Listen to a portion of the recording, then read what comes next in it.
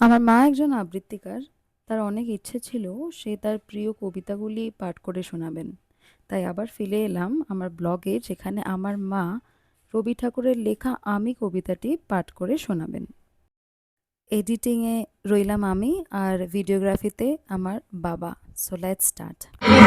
এখানে উপস্থিত সবাইকে আমার আন্তরিক শ্রদ্ধা, ভালোবাসা জানিয়ে আপনাদের অতি পরিচিত কবি রবি ঠাকুরের আমি কবিতাটি নিবেদন করার চেষ্টা করছি।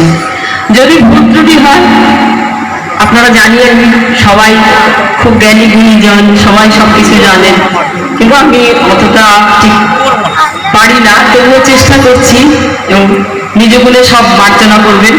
যাই হোক, কবি রবি ঠাকুরের কবিতা আমি। আমারই চেতনার রঙে পান্না হলো সবুজ, চুলি উঠল রাঙা হয়ে, আমি চোখ মেললুম আকাশে, জ্বলে উঠল আলো পূবের পশ্চিমে, গোলাপের দিকে চেয়ে বলল সুন্দর সুন্দর ভূষি। তুমি বলবে এই যে তত্ত্বকথা, এ কবির বাণী নয়। আমি বলবো এ সত্য, তাই এ কাব্য। এ আমার অহংকার, অহংকার সমস্ত মানুষের হয়ে। মানুষের অহংকার পটেই বিশ্বকর্মার বিশ্বশিল্প।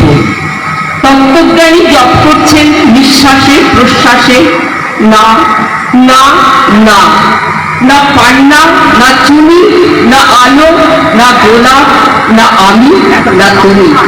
ওদিকে অসীম যিনি, তিনি স্বয়ং করছেন সাধনা। মানুষের সীমানায় তাকেই বলে আমি। সেই আমির গঠনে আলো আধারে ঘটল সঙ্গম, দেখা দিল রূপ, জেগে উঠল রস, না কখন ফুটে উঠল হলো হার। মায়ার মন্ত্রে, রেখায় রঙে, সুখে দুঃখে, একে বলো না তত্ত্ব। আমার মন হয়েছে পুলকিত। বিশ্ব আবির রচনার আসরে হাতে নিয়ে তুলি, পাত্রে নিয়ে রং। পণ্ডিত বলছেন বুড়ো চন্দ্রটা নিষ্ঠুর, চতুর হাসি তার। মৃত্যুদূতের মতো হুড় মেরে আসছে সে পৃথিবীর সাগরের কাছে।